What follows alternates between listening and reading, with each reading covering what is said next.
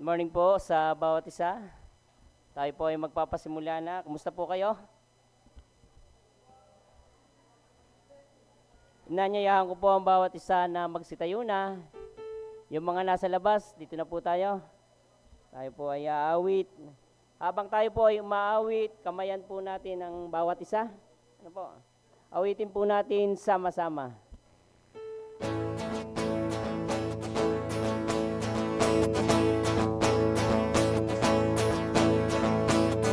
Ay gandang pagmasdan ay nag-aawitan. Pumapasok sa tahanan niya ay kagalakan.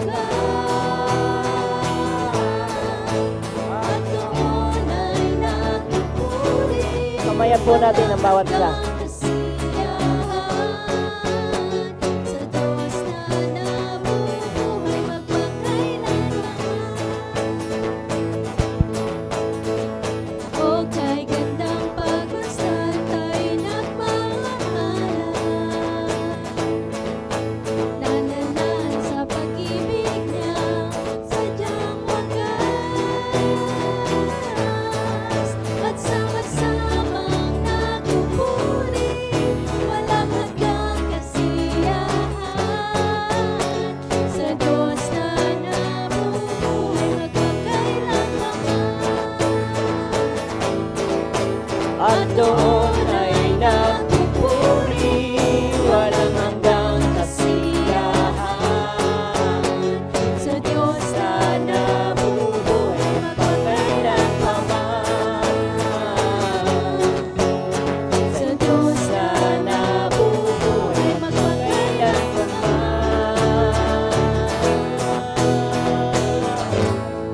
Sige po, maaari na po tayong makaupo.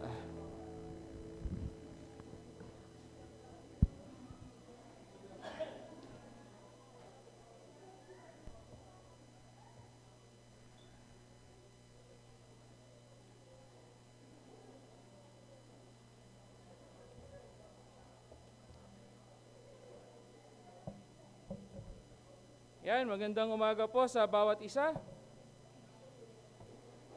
At sa biyaya ng Panginoon, sama-sama tayong muling sasamba ngayong umaga, ika-20 Lord's Day sa taong 2026. Sorry. Mga paalala lamang po sa ating pagsisimula. Humanap na po tayo ng ating maupuan na komportable at akma sa ating mga pangangailangan. Pangalawa, ilagay po natin sa silent mode or i-turn off ang ating mga devices upang hindi maging sanhi ng pagkaabala sa ating pagsamba.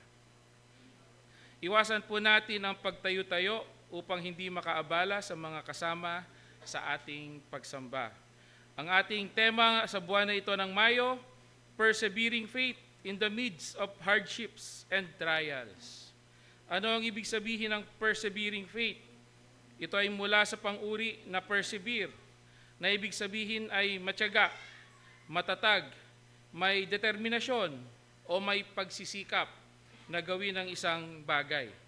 Sa buhay Kristiyano ay malinaw na inilarawan ni Apostol Pablo ang mga katangian ng isang kawal, manlalaro at magsasaka. Makikita po natin yan sa 2 Timoteo 2:3-6. Sabi po doon, upang bigyan diin ang katangiang ito, kawal, nagsisikap, bigyang kasiyahan ang kanyang mga pinuno. Pangalawa, yung manlalaro, sumusunod sa alituntunin ng mga laro. Ano po? Hindi mananalo yung manlalaro kung hindi siya susunod sa rules ng laro. Ano po? At pangatlo, yung magsasaka na nagtatrabahong mabuti, nagpapagal para po sa kanyang tinatanaw na pag-ani. Kung sisiyasatin mga kapatid ang buhay Kristiyano ay una, ito ay tunay na masaya. Di po ba? Nung nagkakamayan tayo kanina, masaya. Ano po? Sapagkat ito ay isang pagkatawag sa buhay na mabiyaya, may kapatawaran, may malinaw na direksyon at nararanasan ng pag-ibig at habag ng Diyos. Isang napakalaking pribilehiyo ang mapabilang sa pamilya ng Diyos at maging anak niya. Pangalawa, Ito ay buhay na may kasamang pagtitiis at pakikibaka. Tiyak ang pagsubok at mga kahirapan habang dumadaan tayo sa proseso ng pagpapabanal ayon sa kalooban at kapahintulutan ng Panginoon. Gayunpaman, sabi ng ating Panginoong Hesus na pagtagumpayan na niya ang mundo at nasa Kanya na ang lahat ng otoridad at kapangyarihan. At pangatlo po, may katiyakan at kapayapaan na kakamti natin ang pangakong kaluwalhatian kasama ng Diyos doon sa piling niya sa buhay na walang hanggan. Ito ang ating mithiin at pag-asang matibay na mapanghahawakan. Isang kagalakan din po na kilalanin ang kabutihan ng Diyos sa isa pang taon na kanyang ipinagkaloob sa buhay at pagsasama ng ilan sa ating mga kapatid. Noon pong May 11, nagdaos ng kanyang kaarawan si Ate Medeline Seran. Noon pong May 12, si Rain Gabriel Ricio. At noong 12 din po si Ate Marilu Martin. At mga nagdaos naman po ng anniversary, noong 14, si Mr. and Mrs. Rudy and Shirley Lagrisola. At ngayon, nagdaraos ng kanilang wedding anniversary, si Kuya Jonathan at Ate Marie Baisa. Maaaring may mga bagay o sitwasyon tayong pinagdaraanan ngayon. Subalit ang lahat ng ito ay hindi maikukumpara sa kabutihan at pag-ibig na patuloy nating nararanasan sa piling ng ating Diyos. Sama-sama po tayo ngayong maghanda upang sumamba at magbigay papuri sa Kanya. Maglaan po tayo na lang sandali ng pananahimik, manalangin po tayo at ihanda ang ating mga sarili sa ating pagsamba. Ituon natin sa Kanya ang ating mga mata at kilalanin ang banal niyang presensya sa ating kalagitnaan.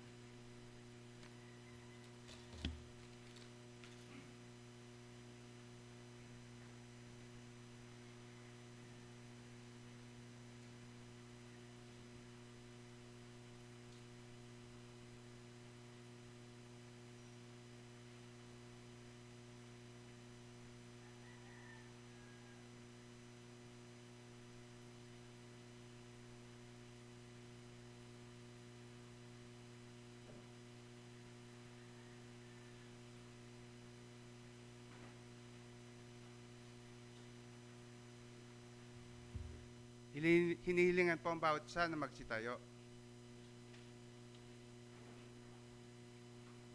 Pagbasa mula sa awit 29, kabanatang 1 hanggang 2, 4 at 11. Purihin ninyo si Yahweh, mga nilikha sa kalangitan. Kilalanin ang kanyang lakas at kanyang kaluwalhatian. Purihin ang kanyang maluwalhating pangalan. Sambahin si Yahweh sa banal na kaayusan. Tinig ni Yahweh makapangyarihan at punong-puno ng kadakilaan. Si Yahweh ang nagbibigay lakas sa kanyang bayan at pinagpapala sila ng mapayapang buhay. Sabay-sabay po nating bigkasin ang samba. Ready? And sa iyo, o kataas-taasang Diyos, buong pagpapakumbaba kaming sumasamba bilang isang komunidad ng mga tinubos sa iyong biyaya. Ang aming pangunahin at pinakamahalagang pananagutan ay ang sambahin ka na aming manlilika dahil sa iyong kamanghamanghang gawa. Marubdob po naming hangad kami na ang buhay, pagkilos at pagkatao ay iyong hawak, ay ang sambahin ka sa espiritu at katotohanan upang lalong lumalim ang aming pagkakilala at ugnayan sa iyo. Buong puso naming itinatalaga ng aming sarili, hindi para sa aming kapurihan at kasiyahan, kundi para sa iyong kaluwalhatian at kaluguran. Alay namin sa iyo ang pinakamataas na pagpapahalaga, parangal, paggalang at papuri ngayon at magpakailanman. Tayo po ay manalangin. Ama naming Diyos na makapangyarihan sa lahat, maraming salamat po sa biyayang pinagkakalob niyo sa amin sa araw-araw. Lumalapit po kami ngayong umaga at nagpapakumbaba. Linisin niyo po nawa ang aming puso at isipan upang kami ay makasamba ng may katapatan at kagalakan. Kinikilala po namin na kayo lamang ang Diyos na dapat purihin at dakilain. Nawa po ay maranasan namin ang inyong presensya sa awitin at sa pakikinig ng inyong mga salita. Turuan niyo rin po kami, Panginoon, na mamuhay ng naaayon sa inyong kalooban. Ito po ang aming dalangin sa pangalan ni Jesus. Amen.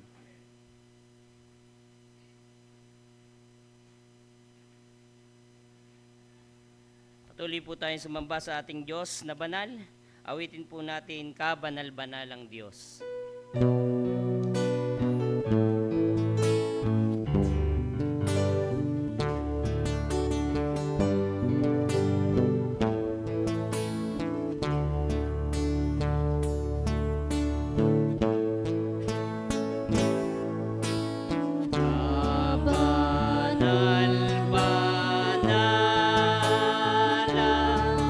ang Diyos na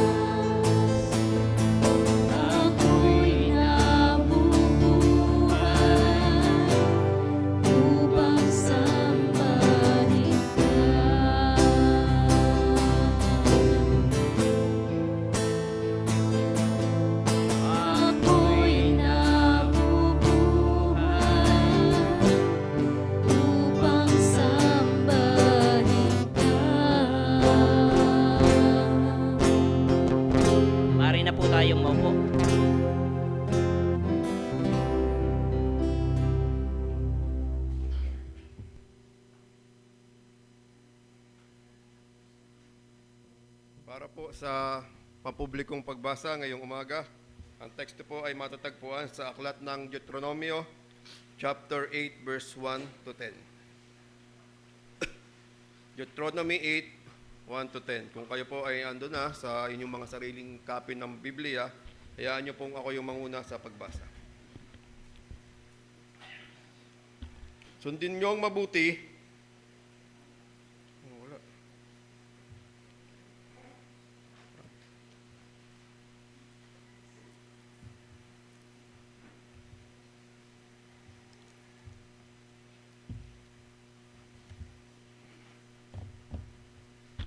Sundin niyong mabuti ang mga batas na ito at na binibigay ko sa inyo ngayon upang humaba ang inyong buhay. Dumami ang inyong lahi at kayo'y makarating sa lupaing pinangako ni Yahweh sa inyong mga ninuno. Alalahanin ninyo kung paano niya kayo pinatubayan sa ila sa loob ng 40 taon upang matuto kayong magpakumbaba. Sinubok niya kayo kung susundin ninyo siya. Tinuruan nga kayong magpakumbaba, ginutom niya kayo bago binigyan ng mana, isang pagkaing hindi ninyo kilala ng inyong mga ninuno. Ginawa niya ito upang ipaunawa sa inyo na ang tao'y hindi lamang sa tinapay nabubuhay, kundi sa bawat salitang nagmumula sa bibig ni Yahweh. Sa loob ng 40 taon, hindi niya sinira ang inyong kasuotan, ni hindi namaga ang inyong mga paa sa kalalakad. Itanim ninyo sa inyong isipan na kayo'y dinidisiplina ni Yahweh na inyong Diyos, gaya ng pagdisiplina sa isang ama sa kanyang anak. Kaya, matakot kayo sa kanya at sundin ang kanyang mga utos, sapagkat kayo'y dadalhin niya sa lupaing sagana sa tubig, maraming batis at bukal na umaagos sa mga burol at kapatagan. Sagana rin doon ang trigo, cebada, ubas, igos, bunga ng punong granada, olibo at pulot. Doon hindi na kayo magkukulang ng pagkain o anumang pangangailangan.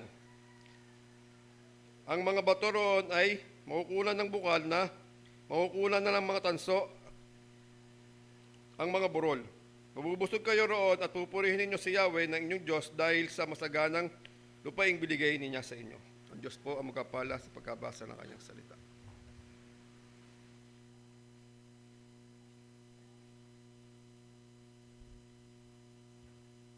Bahagi po ang gawain ngayong umaga, ang pagkakaloob. Sabi po dun sa Kawikaan, Kabanatang 11, talatang 24. May mga taong nagbibigay ng sagana, ngunit lalo pang yumayaman. Meron namang maramot, ngunit lalo pang naghihirap. Ngayon naman po, ating pong sabay-sabay na basahin, Ako'y Isang Katiwala. Kay DN. Ang lupa at ang lahat ng narito, ang sanlibutan at silang nagsisitahan dito. Kinikilala ko ang Panginoon na may lalang, may-ari, taga-alalay, at tagapamahala sa buhay. Sa Kanya ako'y nabubuhay, kumikilos at may pagkatao. At ang aking buong pagkatao at ang lahat ng aking tinataglay ay sa Kanya. Ang aking panahon, talento, hanap buhay, mga mahal sa buhay, mga material na tinatangkilik ay mula sa Diyos. Bilang tuwalang Kristiyano, kinikilala ko ang pagiging Panginoon niya sa aking buhay at ako'y magsusulit sa Kanya pagdating ng araw. Ngayon, ako ay naghahandog at nagkakaloob ng buong puso at may kagalakan para sa Kanya.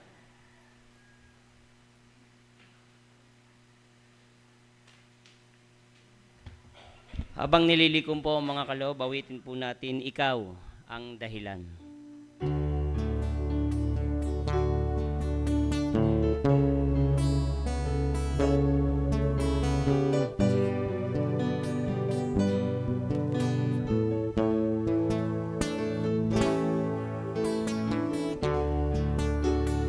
O Diyos, batid mo ang laman ng puso kong ito.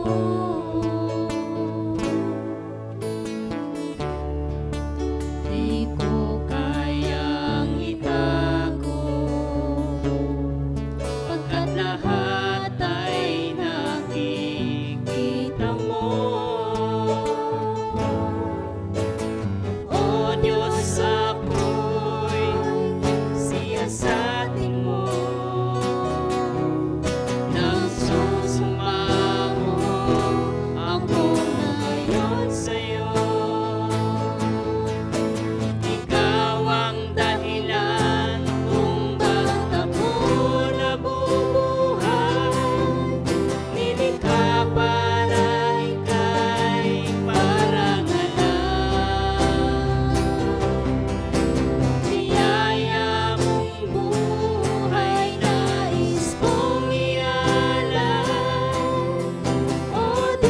ako'y lagi mong gabayan. Ikaw ang dahilan kung ba't ako nabubuhay. Nilikha para ika'y parangalan. Biyaya mong buhay nais kong ialam. O Diyos, ako'y lagi mong gabayan.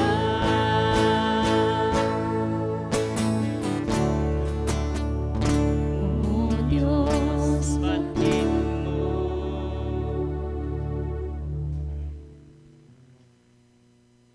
Inanyayan ko po na magsitayo.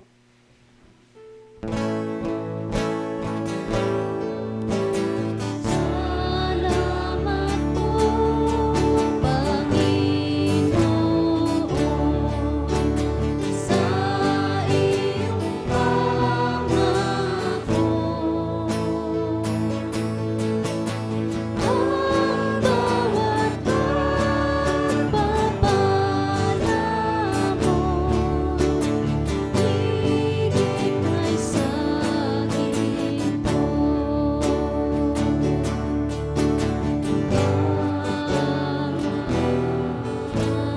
Amen. Tayo po'y manalangin. Tunay, Panginoon, na napakabuti niyo sa aming mga buhay. Hindi kayo nagkukulang. Sa kabila ng marami kaming pinagdadaanan, pero nandyan pa rin kayo na gumagabay, nagbibigay pag-asa. Salamat, Panginoon, at maging ang kaloob na ito, ang aming dalangin ay pagpalain mo ito upang ang iyong gawain ay magamit para sa mga tao na hindi pa nakakakilala sa inyo upang maabot, Panginoon. At dalangin ko rin na ang mga tagapanguna sa iglesyang ito, bigyan nyo sila ng karunungan upang magamit din sa ikalulwalhati at ikararangal nyo, Panginoon. Maraming salamat. Ito ang dalangin sa pangalan ni Jesus. Amen. Manatili po sa pagtatayo. Inaayahan ko po kayo na buksan ang kanya-kanyang sipi ng Biblia sa Aklat po ng Mga Gawa, Kabanatang 6, Talatang 1 hanggang 7. Sundan niyo po habang aking binabasa. Muli, Gawa, Kabanatang 6, Talatang 1 hanggang 7. Ang pagpili sa 7 tagapaglingkod. Nang panahong yon, dumarami na ang mga sumasampalataya at nagreklamo ang mga Helenista laban sa mga Hebreo. Sinabi nilang ang mga babaeng balo sa pangkat nila ay napapabayaan sa pang-araw-araw na pamamahagi ng ikabubuhay.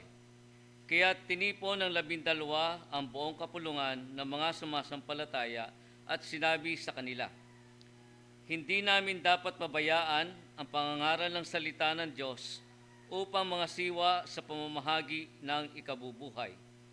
Kaya't mga kapatid, pumili kayo ng mga kasamahan ninyo ng 7 lalaking kilala sa pagiging mabuti, matalino at puspos ng Espiritu Santo at ilalagay namin sila sa tungkuling ito. At iukol naman namin ng buong panahon sa pananalangin at sa pangangaral ng salita. Nalugod ang buong kapulungan sa panukala ng mga apostol, kaya't pinili nila si Esteban, isang lalaking matibay ang pananalig sa Diyos at puspos ng Espiritu Santo, at sina Felipe, Procoro, Nicanor, Timon, Parmenas, at Nicolas na taga-Antioquia, isang hentil na naakit sa Judaismo. Iniharap sila sa mga apostol at sila'y ipinanalangin ng mga ito at pinatungan ng kamay. 7. Patuloy na lumaganap ang salita ng Diyos at ang mga sumasampalataya ay parami ng parami sa Jerusalem at maging sa mga serdote, marami ang sumampalataya. Pagpalain po ang pagkakabasa ng salita na po, makakaupo na po tayong lahat.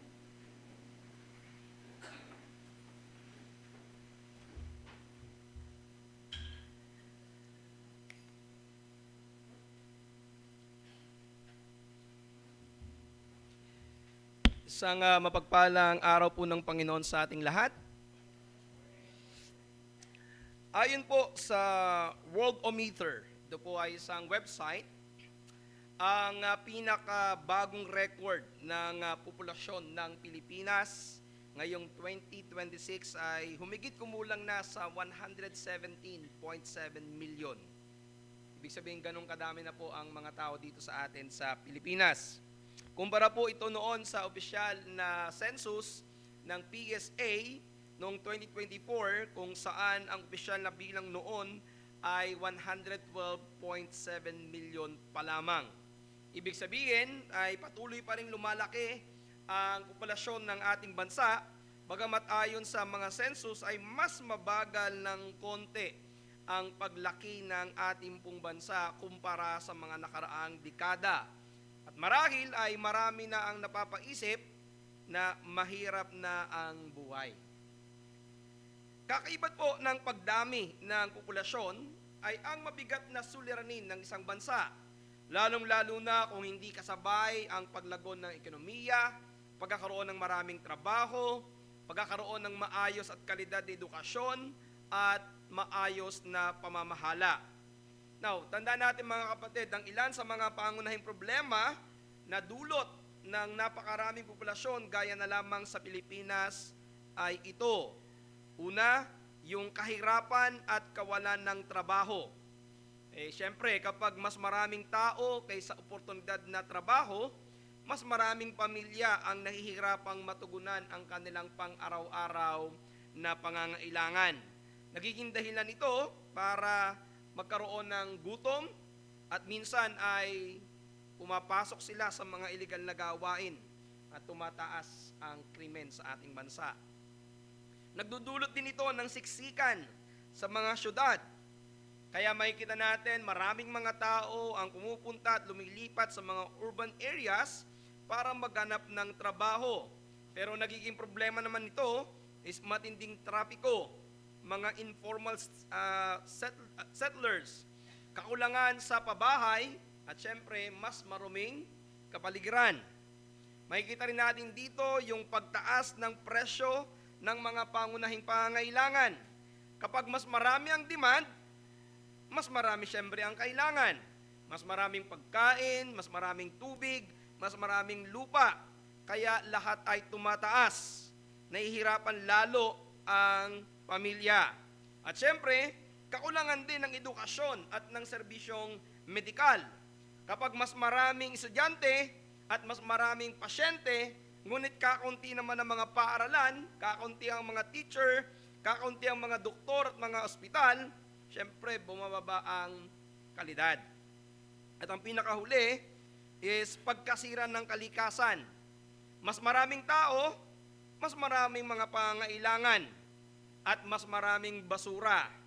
Mas maraming pagputol ng mga puno para gawing bahay, at mas dadami ang polusyon, at syempre pagkaubos ng likas ng yaman.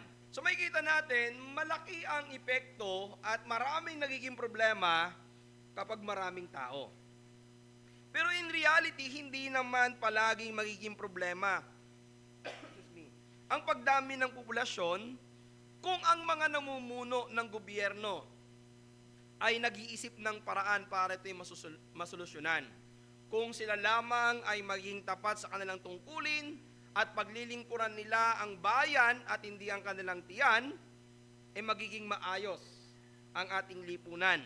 Kung meron mang problema, makakahanap ng solusyon. Mga kapatid, ganito din ang dapat nating gawin sa isang dumaraming miyembro ng iglesia. Tinatanong kanina kay Brother Marlon kung ilan ang miyembro ng C4. So sobrang dami at hindi niya na masabi sa akin. At nakikita ko maraming mga miyembro po dito sa C4. Now, mga kapatid, dito tandaan natin na sa pagdami ng miyembro, excuse me po sa pagdami ng miyembro, sa pagdami rin ng maaaring maging problema nito. Sa pagdami ng miyembro, sa pagdami ng pangangailangan. Sa pagdami ng miyembro, sa pagdami ng kailangan mong pakisamahan. sa pagdami ng kailangan mong tunuhan. At kasama ang realidad na sa pagdami ng miyembro ay paglitaw ng mga hindi pagkakaunawaan sa pagitan ng mga miyembro. May ganitong senaryo o problema sa tekstong ating pag-aaralan ngayong umaga. May lumitaw na problema noong nagkaroon ng maraming miyembro ang unang iglesia sa Biblia. Noong nagkaroon sila ng maraming miyembro na iba't iba ang pinanggalingan, iba't iba ang background, at iba't iba ang ugali. Pero makikita natin ngayong umaga, sa kabila na mayroong problema, ito ay hinanapan ng solusyon, at nung ito ay nasolusyonan, ito ay nagbunga ng maganda. At sana, ganito nating tingnan ang bawat problema na darating sa ating iglesia. Subalit bago natin muli basahin ang ating talata, tayo muna dumako sa Panginoon sa panalangin. Ama naming Diyos, kami ay nagpapasalamat ngayong umagang ito sa pagkakataon muli na kami ay makapag-aral ng iyong mga salita. Panginoon, isang napaka-praktikal na pangangaral ng aming pag-aaralan ngayong araw na ito sa panahon na kung saan ang iglesia ay binubuo ng maraming mga tao na magkakaiba. Dalangin na yung Panginoon na ito inyong ipaunawa sa amin. At sana tulungan nyo kami na kapag dumating ang ganitong mga sitwasyon, mga suliranin sa iglesia, mula sa iyong banal na salita, makita namin ang tamang prinsipyo kung paano ito aayusin. Muli ang dalangin namin, Panginoon, kami ay inyong tulungan upang ito'y maging pagkapala sa amin. Mangusap kayo sa amin sa pamamagitan ng pangaral ng iyong salita. Sa pangalan po ni Jesus. Amen. At amen. Muli ko po kayo nga niyan, mga kapatid, na buksan ang ating mga Biblia for the second time para mas na maintindihan po natin ang ating teksto sa Aklat ng Mga Gawa, Kabanata po'y 1, Kabanatang 6, talatang 1 hanggang 7. Acts chapter 6, verses 1 to verse 7. At ganito po ang sabi ng salita ng Diyos sa ang Biblia. Nang mga araw ngang ito ay dumarami ang bilang ng mga alagad at nagkaroon ng bulong-bulungan ang mga Greko-Hudyo laban sa mga Hebreo, sapagkat ang kanilang mga babaeng bao ay pinababayaan sa pamamahagi sa araw-araw. At tinawag ng 12 ang karamihang mga alagad at sinabi, hindi marapat na aming pabayaan ang salita ng Diyos at mga lingkod sa mga dulang. Magsihanap nga kayo mga kapatid sa inyo ng 7 lalaki na may mabubuting katunayan, puspos ng espiritu at ng karunungan na ating mailalagay sa gawaing ito. Datapwat magsisipanatili kaming matibay sa pananalangin at sa ministeryo ng salita.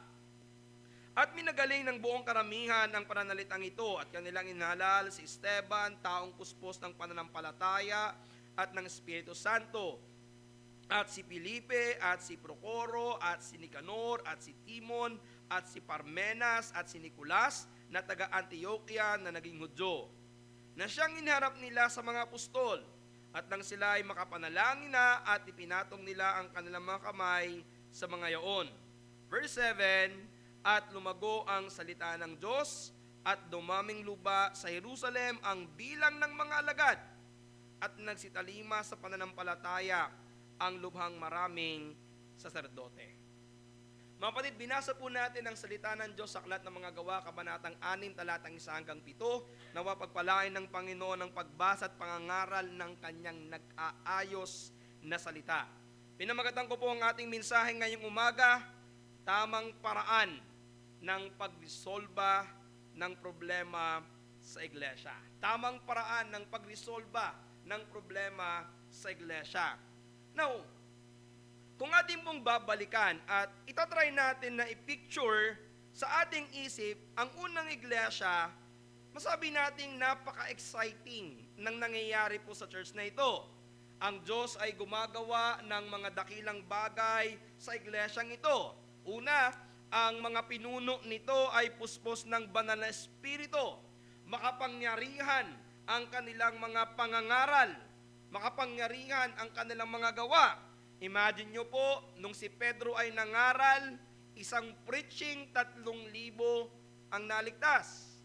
Nasundan po ito ng isang preaching at 5,000 ang naligtas. Tapos mababasa natin dito, dahil araw-araw silang nangangaral, araw-araw ay merong naliligtas at araw-araw ay may nadaragdag na miyembro sa iglesia. Kaya sa iilang panahon lamang, ang iglesia ng Jerusalem ay napuno ng napakaraming mga tao. Ang mga pinuno dito, ang mga apostol ay may mga kapangyarihan, nakapagpapagaling sila ng karamdaman, at kahit sila ay ikulong, pinalalakaya sila ng Diyos sa magitan ng mga anghel. At kahit sila inuusig, pinalalakas sila ng Panginoon. Naging sobra ding generous ang mga miyembro dito. Noong nakita nila na mayroong pangangailangan ang mga miyembro, kusa silang nagbebenta ng kanilang mga bahay at ng kanilang mga lupa at inilalagay sa paanan ng mga apostol upang magkaroon ng pagkakapantay-pantay ang bawat pangangailangan ng mga miyembro. Diba, kung titingnan natin, napakaganda kung ganito ang nangyayari sa isang iglesia. Diba, kung titingnan natin, very ideal church ang Church of Jerusalem. Pero gusto ko makita nyo mga kapatid, na sa kabila ng napakagandang nangyayari sa iglesyang ito, hindi natin titingnan ito na isang perpektong iglesia. Sapagkat sa kabanatang ito, nakita natin na nagkaroon sila ng problema. Nagkaroon sila ng hindi magandang samahan sa loob ng iglesia. Pero bago po nangyari ito, nagkaroon na rin po ng unang kasalanan sa loob ng iglesia sa Acts chapter 5. Ito po ay ang kasalanan ng pagpapaimbabaw. Kung nyo maalaala, nagsinungaling sa banal na espiritu sina Ananias at Sapphira, nagbigay sila pero kalahati lamang. At dito nakita natin na pinatay sila ng espiritu ng Diyos nang dahil sa kanilang pagsisinungaling. At dito sa chapter 6, nakikita natin dito na ipinakita ni Lucas ang isa pang problema sa loob ng isang batang iglesia. Ito ay ang bulong-bulungan dahil may ilang napapabayaang balo sa pamamahagi ng kanilang mga pangailangan. So mga kapatid, dapat ganito nating asahan ng isang iglesia na lumalago sa bilang, sa pagdami ng miyembro, sa pagdami ng posibleng problema na lalabas at kakaharapin. Pero ipinakita sa atin ni Lucas kung paano sinulusyonan ng unang iglesia ang kanilang naging problema. Tandaan niyo po ito, kung paanong katambal na ng buhay ang problema, ganon din natin ito tingnan sa loob ng iglesia. Ang problema ay palaging nandiyan, pero nagiging iba lamang ang pagtingin ng tao kapag mayroong problema. May mga tao na kapag may problema, pinoproblema yung problema. Ano niyo yung iniisip ng iniisip yung kanyang problema. Kaya nai-stress, nagkakaroon ng anxiety. Pero ang iba, ang ginagawa nila, una, tinatanggap nila na mayroong problema. Kinikilala nila na mayroong problema. Pero hindi sila nagtatapos sa pag-iisip na mayroon tayong problema. Ang ginagawa nila, pagkatapos malaman ng problema, naghahanap sila ng solusyon kung paano maayos ang problema. Ganito ang nakita nating ginawa ng unang iglesia. Kinilala nila na meron silang problema at humanap sila ng solusyon para maayos ang problema. At dito ko kukuhanin ang ating mensahe ngayong umaga. Una, ito yung mensahe natin, ang tamang paraan ng pagresolba sa problema ng iglesia ay kilalanin na may problema at sama-samang hanapin ang solusyon. Sa dami ng mga miyembro sa iglesia na ito, hindi imposible na dumarating ang araw na magkaroon ng problema sa loob ng iglesia. Pero anong dapat natin gawin? Kailangan nating kilalanin, alamin kung ano ang problema, at magkaroon ng sama-samang kaisipan na ito ay solusyonan. So ang bagong tayong iglesyang ito, kahit napakadakila ang mga nangyayari, ay hindi naging ligtas sa pagkakaroon ng problema. Subalit, ito ay kanilang kinilala at ito ay kanilang nilutas at nung ito'y kanilang nilutas, ito ay nagkaroon ng magandang bunga. At dito ko kukuhanin yung 2 puntos natin ngayong umaga. Una, kinilala ang pagkakaroon ng problema. Kinilala ang pagkakaroon ng problema. Balikan natin yung verse 1. Nang mga araw ngang ito, nang dumarami ang bilang ng mga alagad, ay nagkaroon ng bulong-bulungan ang mga Greko-Hudyo laban sa mga Hebreo, sapagkat ang kanilang babaeng bao ay pinababayaan sa pamamahagi sa araw-araw. So ito po yung problema. Nagkaroon ng problema sa loob ng iglesia dahil nagkaroon ng bulong-bulungan dahil merong grupo ng mga balo. So sa translation ng ang Biblia ay bao. Pero ito po ay balo na hindi natugunan sa kanilang mga pangailangan. Hindi na po nating alam kung ito ba ay direktang nakita o nalaman ng mga apostol o ito ay ipinarating lamang sa kanila, pero ito nangyari, nalaman ng mga apostol na merong bulong-bulungan. Now, tandaan natin na kung ating pong bibilangin, mahigit na pong 8,000 ang miyembro ng iglesyang ito. Kasi ang unang disciples nasa 120, tapos preaching na 3,000, preaching na 5,000, tapos meron pang daily. So most probably more than 8,000 to 10,000 na ang mga miyembro ng iglesyang ito. Kaya, anong ina-expect natin kapag napakarami ng miyembro? Siyempre, magkakaroon to ng problema. So nung marinig ng mga apostol na merong bulong-bulungan, hindi sila nagwalang kibo. Hindi sila nagalit, hindi sila naghanap ng masisisi. Ang kanilang ginawa ay tinanggap nila na meron silang problemang kinakaharap. Ang paalala ko sa inyo mga kapatid ay ito, ang pagtanggi na may problema ay hindi solusyon sa problema. Hindi mo pwedeng itulog na lamang ang problema dahil paggising mo, problema pa rin yan. Ang mas tamang gawin, kilalanin mo na mayroong problema. Bakit? Malaki ang may tutulong nito kasi mas magiging malinaw sa iyo ang sitwasyon. Malalaman mo talaga kung ano ang pinagmulan ng problema, kaya mas madaling maghanap ng solusyon. Mas magiging mabilis ang aksyon kapag mas maaga mong nalaman kung ano ang pinagmulan o pinag-ugatan ng problema. At kapag ganito ang nangyayari, nagbubukas ito ng isang komunikasyon na isang napakahalagang sangkap para malutas ang problema.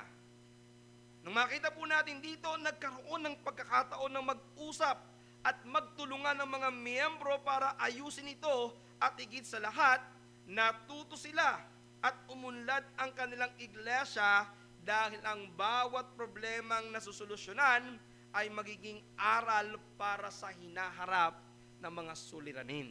Sabi po ni Pastor Steve Cole, and I quote, sa tuwing may paglago sa pamamagitan ng mga bagong naliligtas, tiyak na nagkakaroon ng mga problema. Ang mga espiritual na sanggol ay palaging dumudumi sa kanilang espiritual na lampin. Ginigising kanila sa kalagitnaan ng gabi sa kanilang pag-iyak. Tulad ng mga pisikal na sanggol, ang mga espiritual na sanggol ay karaniwang makasarili sa simula. Pero maging ang mga matured o matatagal ng mananampalataya ay hindi ligtas sa pagiging makasarili. Sa kanilang pakikibaka at sa kanilang kasalanan. Kaya bawat iglesia, lalo na ang lumalagong iglesia, ay tiyak na makakaranas ng mga problema. So ang ibig sabihin mga kapatid, something that we need to expect, something na we need to anticipate sa iglesia na mayroong ganitong karaming dumadalo, expect natin sometime or someday, darating yung pagkakataon na magkakaroon dito ng problema. Now, ito yung dapat nating pagbulayan. Kung hindi agad matutugunan ang problema sa iglesia, pwede itong maging dahilan para mahati. Pwede itong maging dahilan upang hindi maging malusog ang kanilang relasyon sa loob ng iglesia. Ito yung pwedeng mangyari doon sa iglesia ng Jerusalem. Kung hindi nila papansinin, i-disregard nila yung nangyayari, it can cause division or unhealthy relationship sa pagitan ng mga miyembro. Kaya ganun na lamang kahalaga na kilalanin natin agad kung ano ang problema sa loob ng iglesia. Pag-usapan ito para masolusyonan. So balikan natin, ano ba yung naging problema? Naramdaman po at nakita ng mga Hellenistic Jew na ang kanilang mga balo ay hindi nabibigyan ng sapat, habang ang mga balo ng Hebreo naman ay tumatanggap ng sapat araw-araw sa kanilang mga pangailangan. Na gusto kong liwanagin sa inyo para maintindihan nyo po ito. Kapag nabasa nyo po sa Bible ang salitang Hellenistic Jew, o sa akin sa translation ng Biblia ay Greco-Hudyo, sila po ay mga Hudyo din. Pero kadalasan, sila po ay nagmula sa labas ng Palestine. Sila ay mga Hudyo na nagsasalita ng wikang Griego. Mas malaki yung impluwensya ng kulturang Griego sa kanila. So parang ganito, mga Pilipino, pero nakatira sa Amerika. Kaya ang kanilang mga lingwahe ay English at ang kanilang culture ay mga Western. Samantalang itong mga Hudyo, ito naman po yung mga mismong nakatira sa Palestine. Now, ang mga Hellenistic Jew ay bumabasa ng Biblia, pero ang binabasa po nila ay yung Septuagint. Ito po yung Biblia mula sa wikang Hebreo na isinalin sa wikang Griego. Ang tawag po doon ay Septuagint. Ito yung kanilang binabasang Biblia kasi nga sila ay merong kultura ng mga Hintil, kaya Griego ang kanilang lingwahe. Samantalang ang mga Hebreo, ito yung mga Hudyo na lumaki at tumira mismo sa Palestine. Nagsasalita sila ng Aramaic at mas malalim ang kanilang pag-ugat sa mga kultura at paniniwala ng mga Hudyo. At ang binabasa nilang kasulatan ay yung mismong nakasulat sa wikang Hebreo. So makikita po ninyo dito, mayroong pagkakaiba sa kanilang dalawa. So malayo ang pagitan ng dalawang grupong ito dahil ang mga bagamat sila ay parehong Hebreo. Pero alam niyo po, ang mga Hudyo may pagka-racism itong mga to eh. Kapag hindi sila Hudyo, hindi nila ituturing itong kapantay nila. Dito, kahit parehas ang kanilang lahi, pero dahil ang mga Hellenistic Jew ay tumira ng labas sa Palestine at mayroong kultura ng mga Gentiles, ang tingin nila dito is mas mababa na uri ng mga tao itong mga Hellenistic Jew na ito. Ang dalawang grupong ito ay parehas na nanampalataya sa Panginoong Yesus. At dahil po dito, sila ay pinagsama sa iisang iglesia. Now, ano po ba ang karaniwang mangyayari kapag merong nagsamang dalawang magkaiba? May conflict. Okay, di ba? Ito yung mangyayari talaga. Hindi lang itong isa, libo-libo ito. So, ano yung expect natin magkaroon talaga ng hindi magandang samahan? Dahil sa ganitong senaryo, may mga iglesia na nag-iisip na lamang para maiwasan natin itong conflict na ito. Mag-concentrate na lamang tayo sa pare-parehong uri ng tao para lesser yung conflict. Ang tawag po dito, monoculture. Ang ibig sabihin, magtayo tayo ng church pero i-target natin yung pare-parehas na lamang. O, church ito ng mga mayayaman para iisang mag-isip. Church ito ng mga mahihirap. Church ito ng mga kabataan. Church na lang ito ng mga senior. Para pare-parehas na lang, wala na tayo masyadong problema. Pero sabihin sa inyo mga kapatid, that is not the way the Lord build His church. Hindi yan ang tamang paraan na itinayo ng Panginoon ng kanyang iglesia. Hindi yan ang disenyo ng Diyos para sa kanyang iglesia. And this is my point. Ang pagkakaisa sa iglesia ay hindi nakabatay sa pagkakapare-pareho ng kultura, yaman o edad. Ang pagkakaisa ng iglesia ay nakabatay sa iisang pananampalataya, sa iisang espiritu, sa iisang bautismo, sa iisang Panginoon. Ang matured na iglesia ay hindi yung walang pagkakaiba, kundi yung marunong magmahal at manatiling nagkakaisa sa katotohanan sa gitna ng pagkakaiba-iba. Ito yung tinatawag nating unity in diversity. Ito yung kailangang mahubog. Ito yung kailangang makita. Ito yung kailangang matutunan ng isang iglesia. We are different.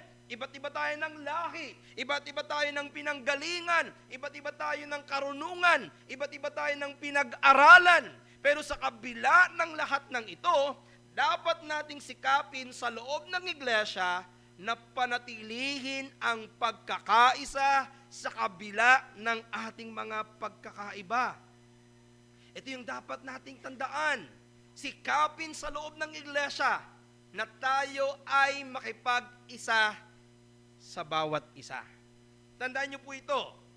Ang kaligtasan, hindi naman po ito otomatikong nagbubura ng lahat ng ating mga pinag-ugutang kultura at kaugalian. Let us be true na hindi naman automatic na kapag naging Kristiyano ka na, lahat ng mga paniniwala mo at lahat ng ugali mo ay magiging in tune agad sa lahat. Isang kamangmangan na isipin na dahil tayo mananampalataya na, hindi na tayo magkakaroon ng alitan o hindi na tayo magkakaroon ng hindi pagkakaunawaan. Hindi po yan totoo. Ang mas totoo at biblikal na katotohanan, ang kaligtasan ay hindi agad nag-aalis ng pagkakaiba sa mga sumampalataya. Sa Biblia makikita natin na ang pagbabago ng buhay ay nagsisimula sa pagbabago ng puso at unti-unting nagbabago ang isipan at ang kanilang ugali sa pamamagitan ng proseso ng pagpapabanal o ng sanctification. Ibig sabihin, hindi agad nawawala ang lahat ng impluwensya ng ating dating kultura at ng ating ugali. Kung sa loob nga ng pamilya, nagkakaroon pa ng sigalutan, iisang dugo, iisang magulang, ano na-expect natin sa loob ng iglesia? So kailangan nating tanggapin na pwedeng magkaroon at nagkakaroon talaga sa loob ng iglesia ng hindi pagkakaunawaan. Pero sa kabila nito, dapat nating tingnan na ito ay isang panahon para tayo ay lumago. Ano yung problema? Nagkaroon sila ng bulong-bulungan. Pag sa Batangas natin to in-apply, iba ang usapan natin to. Kasalan to, may bulungan. Pero yung salitang bulong-bulungan, ito po ang ibig sabihin po nito, ito ay isang ugali na hindi dapat maging ugali sa loob ng iglesia. Ito yung bulong-bulungan, hindi tama yung bulong-bulungan, lalong-lalo na hindi tama yung magsigawan at mag-awayan. Ano ba ibig sabihin ng bulong-bulungan? Ito ay isang uri ng lihim na pag-uusap na kadalasan ay may layunin na pag-usapan ang ibang tao sa negatibo, mapanira, at mapanlibak na paraan. Pwede nating ihalin tulad dito sa chismis. Pero ito mas malawak. Bulong-bulungan ito sa pagitan ng grupo sa loob ng isang iglesia. Tandaan nyo, ang bulong-bulungan ay hindi kapakipakinabang, hindi nakakatulong sa ikabubuti ng kapwa, at kadalasan ay magbubunga ng alitan at pagkakabahabahagi sa loob ng iglesia. Nagdudulot ito ng kawalan ng kapayapaan sa loob ng iglesia. Hindi maganda ang bulong-bulungan at hindi ito disenyo ng Diyos sa kanyang iglesia. Bagkus ang sabi ni Apostol Pablo sa Philippians chapter 2 verse 14, gawin ninyo ang lahat ng mga bagay nang walang bulong-bulungan at pagtatalo. So kinukonsider ni Pablo ang pagbubulong-bulungan bilang isang kasalanan. Sabi ng Efeso chapter 4 verse 29, anumang salitang mahalay ay huwag lumabas sa iyong bibig, kundi ang mabuting ikatitibay ayon sa pangailangan upang makinabang ng biyaya ang mga nagsisipakinig. Therefore, hindi maganda, listen to this, na kayo ay mag-usap ng mga bagay na problema sa iglesia na kayo-kayo lamang. Kinakailangan kung mayroong problema sa loob ng iglesia, kinakailangang ipaalam ito sa mga namumuno upang ito ay mapag-usapan. Dahil kapag kayo ay merong problema o meron kayong bulong-bulungan at kayong grupo lamang ang nag-uusap, isang araw pwedeng gamitin ito ng kaaway para magkaroon ng division sa loob ng iglesia. Dahil isang araw makakahanap ka ng 10 mong kakampi at kayo nag-uusap ng lahat ng negatibo at isang araw mamamaalam na kayo, ayaw na namin sa simbahang yan. Ganyan ang nagiging bunga ng bulungan. So, ano yung punto natin? Ang biblikal na paraan ng pagharap sa problema ay ito. Hindi magbulong-bulungan sa loob ng iglesia. At hindi rin basta-basta na lamang aalis sa iglesia, kundi iparating ito sa iglesia at solusyonan ng sama-sama. Ang ibig sabihin, ito po, hindi lahat ng bagay nakikita ng mga pinuno sa loob ng iglesia. Hindi lahat ng bagay nakikita nila na mayroong problema. It should be, but it cannot be. Ito yung dapat pero hindi laging ganon. May mga pagkakataon na hindi nila alam na may problema pala sa isang bagay na ito.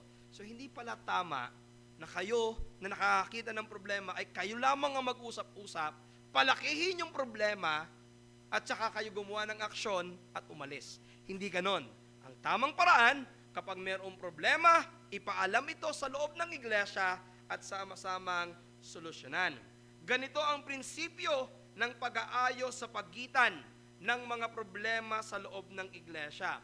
At ganito rin yung makikita natin na prinsipyo sa pag-aayos ng mga magkapatid na merong alitan. This is something that is very important para mapanatili ang kayusan sa loob ng iglesia. Ikaw ba ay merong kinatisuran? Ikaw ba ay merong naging kaaway? Ikaw ba ay may nakasamaan ng loob sa loob ng iglesia? Hindi ito dapat manatili. Ano yung tamang proseso? Matthew chapter 18. Verse 15 to verse 17. At kung magkasala laban sa iyo ang kapatid mo, pumaroon ka at ipakilala mo sa kanya ang kanyang kasalanan na ikaw at siyang mag-isa. Kung ikaw ay pakinggan niya at magwagi ka sa iyo ay nagwagi ka sa iyong kapatid. Datapwat kung hindi kanya pakinggan, magsama ka pa ng 1 o 2 upang sa bibig ng 2 saksi o 3 ay magpatibay ang bawat salita. At kung ayaw niyang pakinggan sila, ay sabihin mo sa iglesia.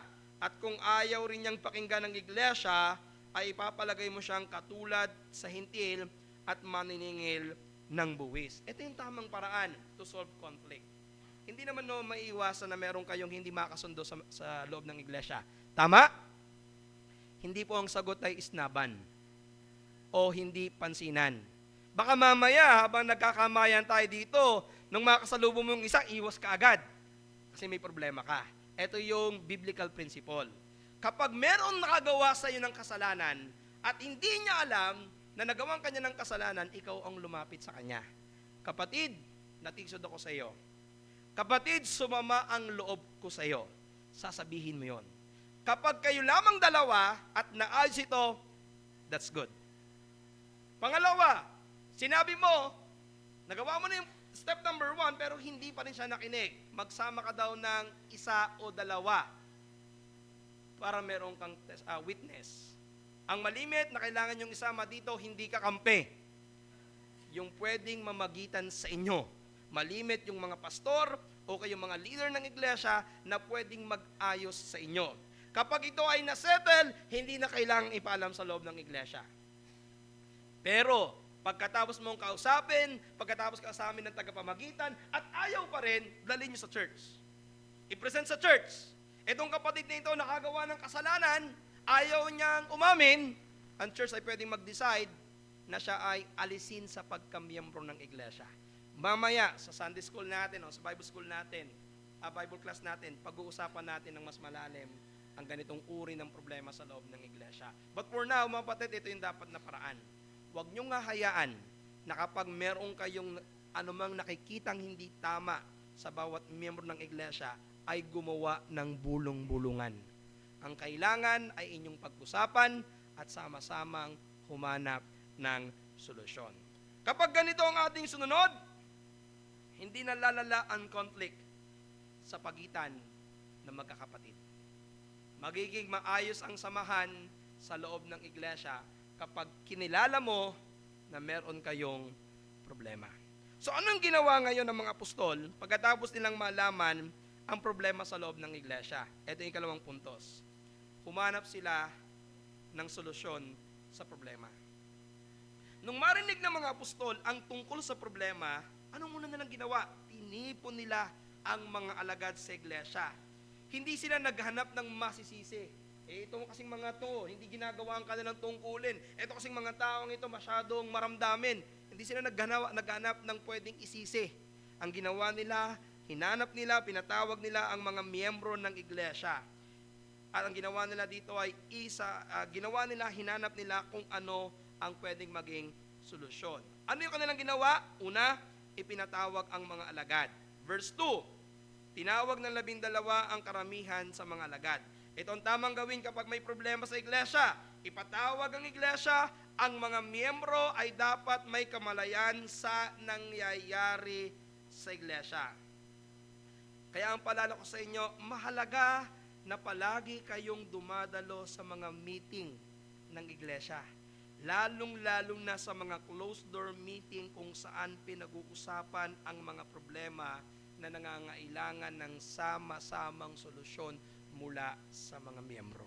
Kaya kapag nagpatawag ang church ng closed door meeting, meron tayong importanteng pag-uusapan, lalong-lalo na sa problema sa pagitan ng mga miyembro, you should be there.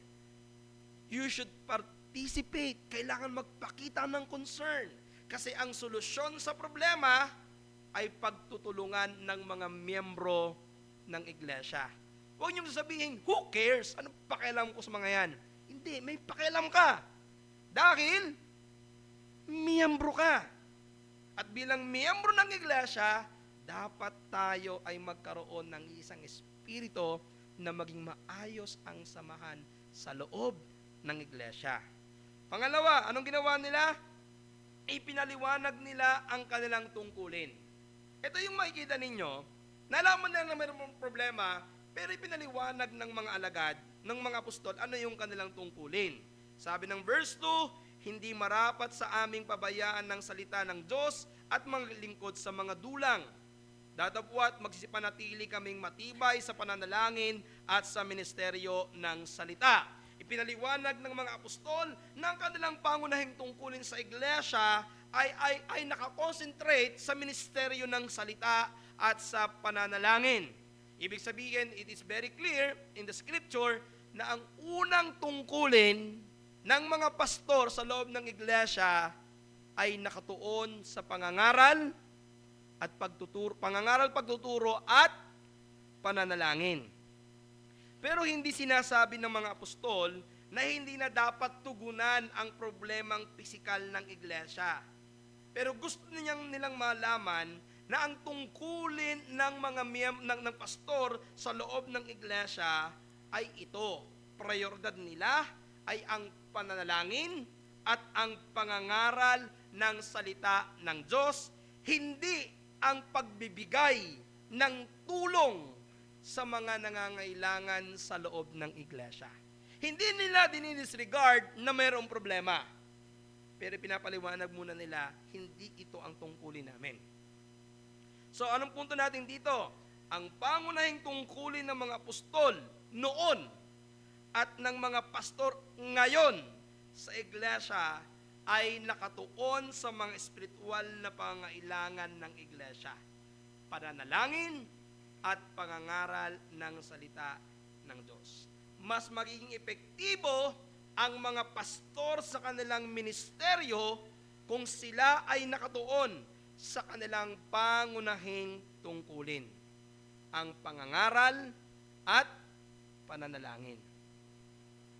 Kung hindi pala pastor, sinong gagawa nito?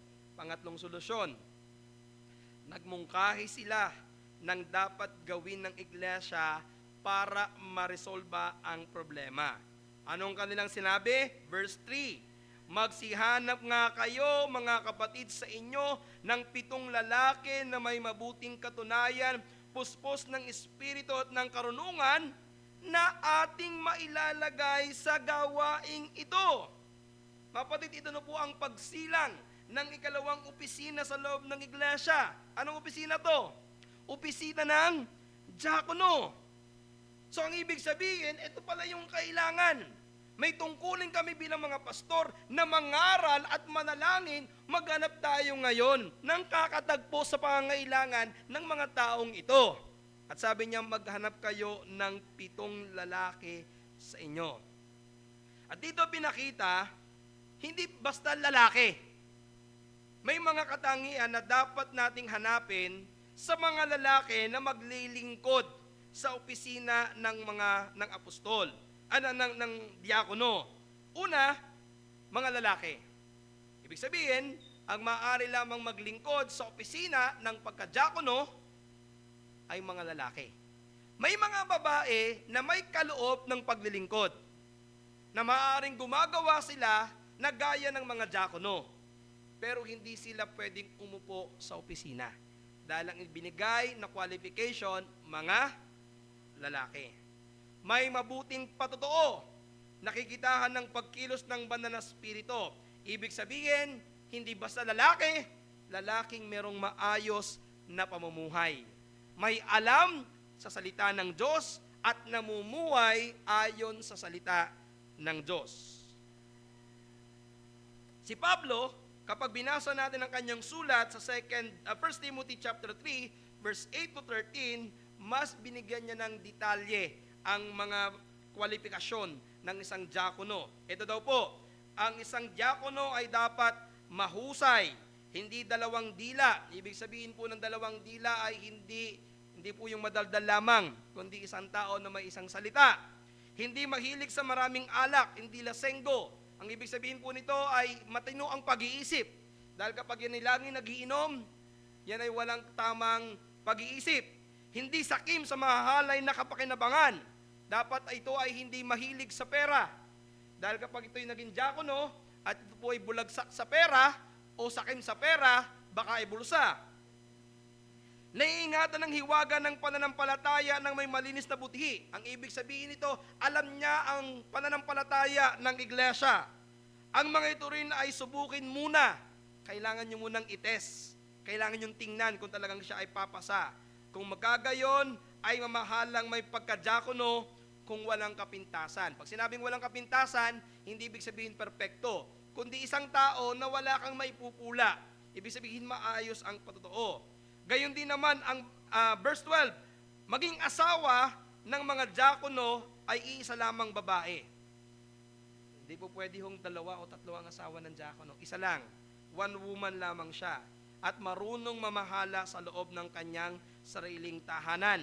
Sapagkat paano niya pamamahalaan ng iglesia kung yung kanyang tahanan ay hindi nga napamamahalaan. Ibig sabihin, ito po, kapag pipili ng diakono, may qualification, hindi lang pala basta naglilingkod.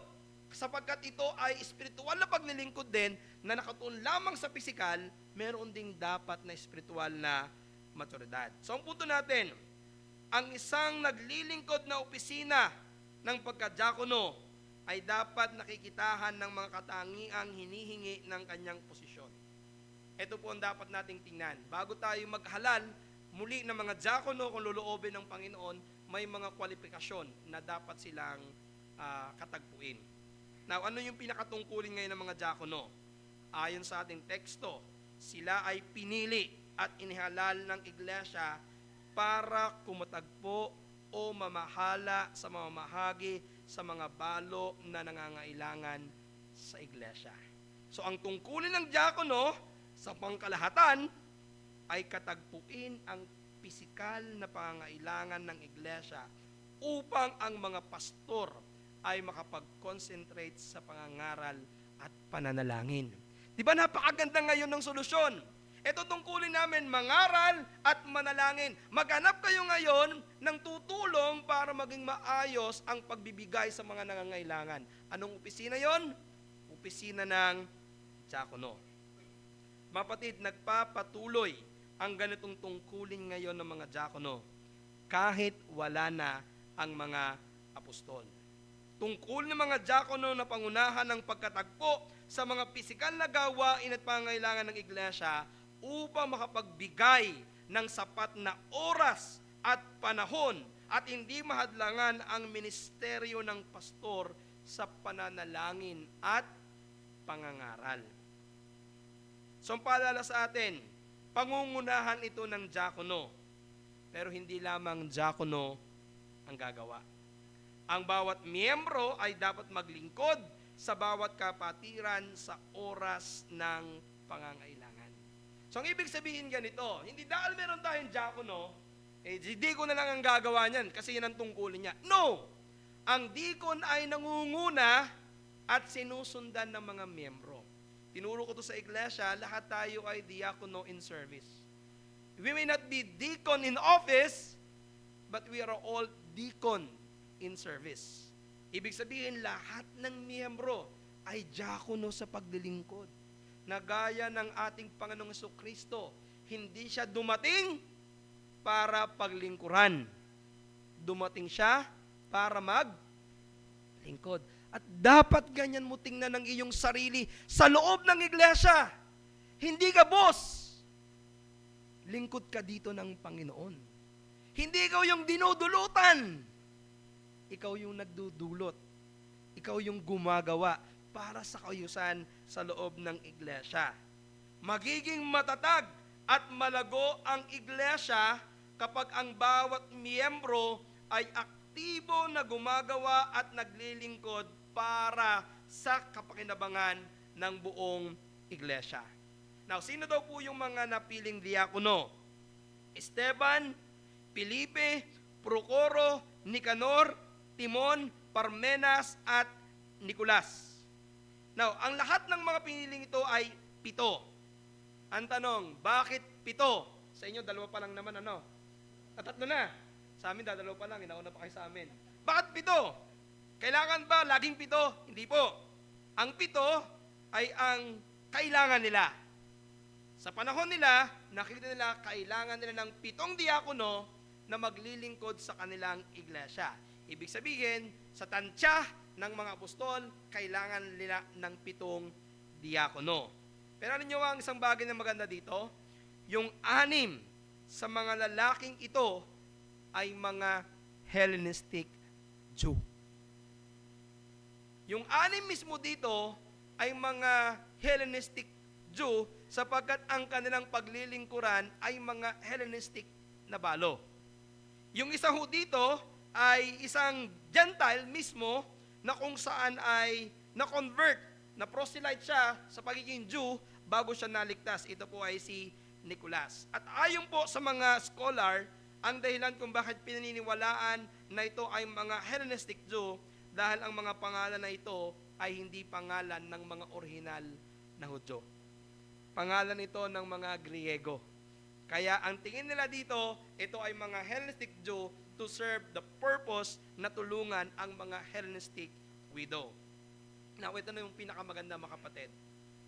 Ano ang naging resulta ng masolusyonan ang problema? This is a very exciting verse. Verse 7.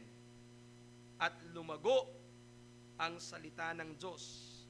Dumaming lubha sa Jerusalem ang bilang ng mga alagad at nagsitalima sa pananampalataya ang lubhang maraming saserdote. Kapag may problema, ang iniisip natin, magkakagulo na.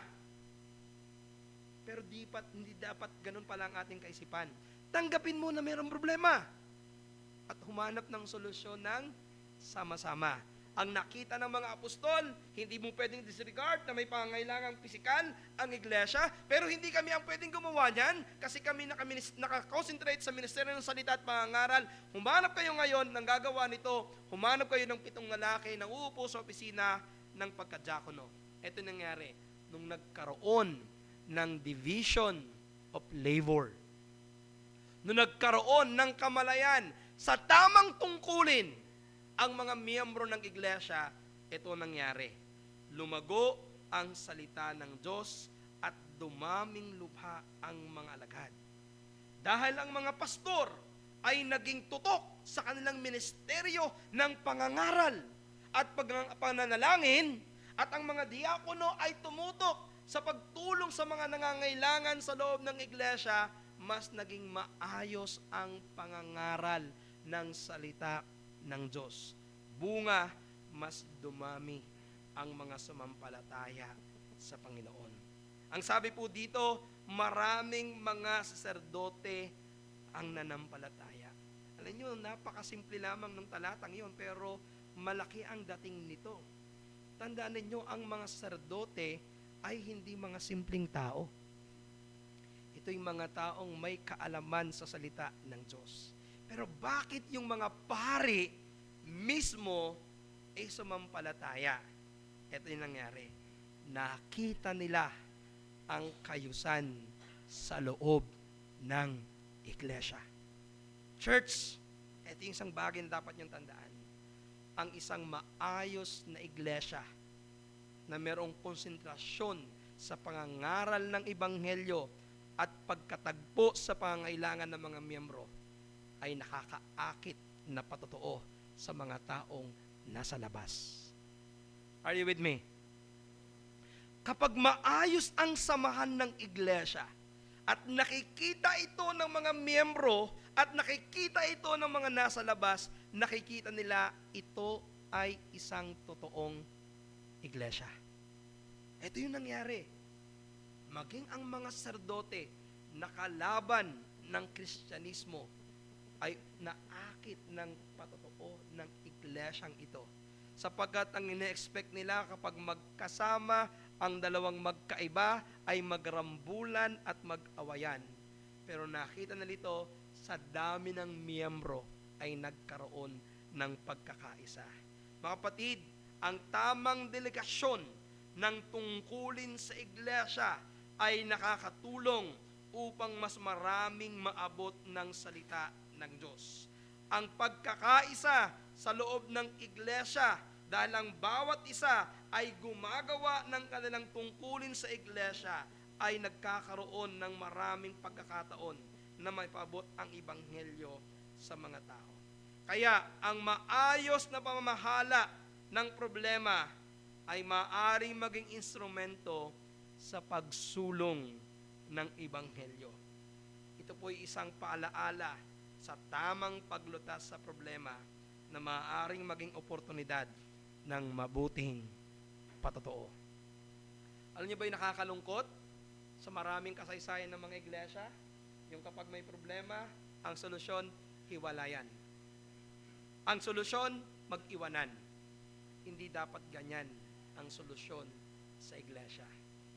Kapag may problema, pag-usapan. Kahit nagkagulo, pwede pa rin ayusin. At kapag ito'y naayos, ito'y magiging magandang patotoo sa mga taong nasa labas. Kaya bilang hamon, mga kapatid, ngayong umagang ito, palagi nating sikapin na maging maayos at makadiyos ang problema natin sa ating iglesia. Palagi tayong maging handa na harapin ang problema at solusyonan ito ng may pagpapakumbaba sa harapan ng ating Panginoon. Pero alam niyo po ba, kung merong pinakamalaking problema sa Pilipinas at sa buong mundo, ito yung kasalanan. Dahil sa kasalanan, nahiwalay ang tao sa Diyos. Dahil sa kasalanan, naging kaaway ng tao ang Diyos. Dahil sa kasalanan, naging magulo ang mundo. At dahil sa kasalanan, naging magulo ang buhay mo. Pero ang pinakamatindi dito, dahil sa kasalanan, may parusang nag-aantay sa iyo. Sa aming mga bisita, sa aming mga regular na dumadalo, ito yung pinakamalaki mong problema. Hindi yung pag-aaway ng iyong pamilya, hindi ang pag-aaway ng iyong mga kasama, hindi yung pag-aaway ng mga senador sa ating sa Pilipinas o ng ating mga congressman. Ang pinakamalaki mong problema, kaaway mo ang Diyos dahil sa iyong kasalanan. At wala kang magagawa para solusyonan ang iyong problema, ang iyong kasalanan sa harapan ng Diyos. Kaya tanggapin mo ang katotohanan na isa kang makasalanan at ikaw ay parurusahan ng dahil sa iyong kasalanan. Pero ito ang mabuting balita. Ang hindi kayang solusyonan ng tao, sinolusyonan ng Diyos. Ang Diyos ang nagbigay ng solusyon. Ang kanyang bugtong na anak na si Jesus ay nagkatawang tao, namatay, inilibing at muling nabuhay, upang sa pamamagitan ng kanyang pagdurusa, siya ay maging pambayad sala, upang sa pamamagitan ng kanyang kamatayan, siya ay maging kahalili ng iyong mga kasalanan, upang sa kanyang muling pagkabuhay, bigyan niya ng kasiguruhan na ang sino mang sasampalataya sa kanya ay magiging kasundo ng Ama. At ang sino mang sasampalataya sa kanya ay magkakaroon ng buhay na walang hanggan. Sa aming mga bisita ngayong umaga, gaya ng ating sinabi kanina, kilalanin mo muna ang problema. Ang problema mo ay makasalanan ka. Ang problema mo ay kaaway ka ng Diyos. At ngayon ito ang tamang solusyon sa iyong problema.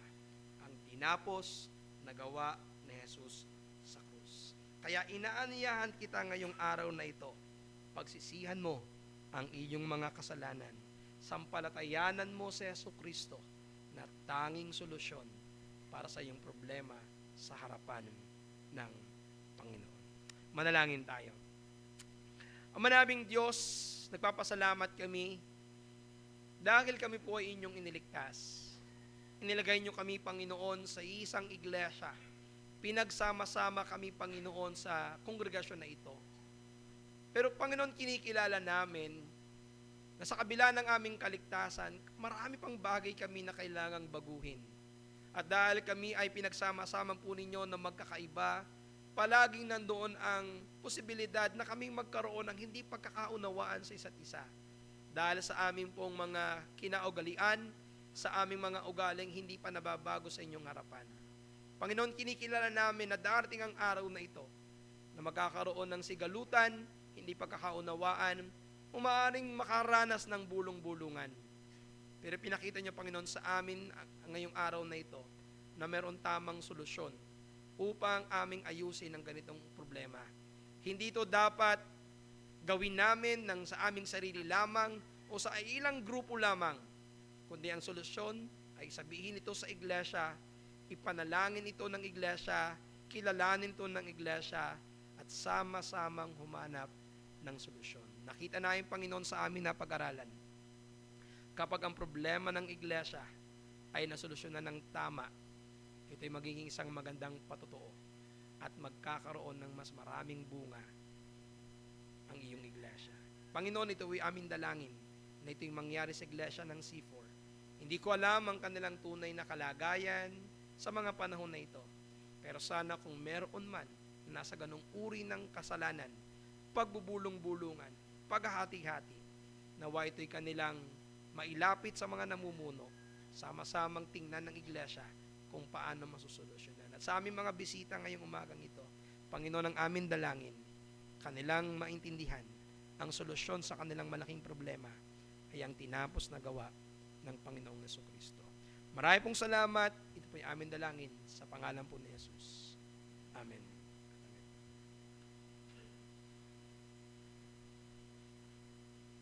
Inaanyayahan ko po ang bawat isa na magsitayo para sa tugong awit.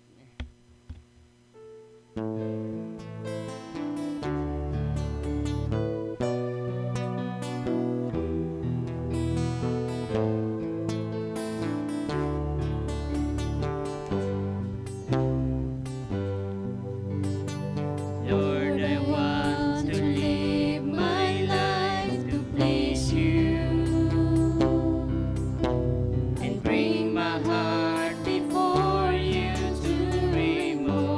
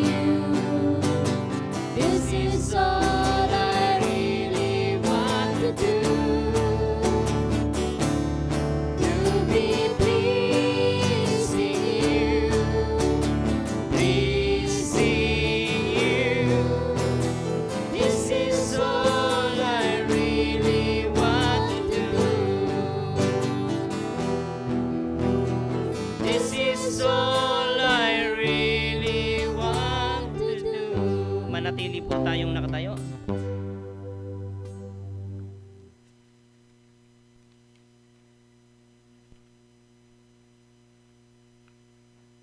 Pagbasa mula sa unang Korinto, chapter 11 verse 23 hanggang 29, ito po ang sinasabi. Ito ang aral na tinanggap ko sa Panginoon at ibinibigay ko naman sa inyo. Ang Panginoong Hesus nung gabing siya'y ipagkanulo ay dumampot ng tinapay.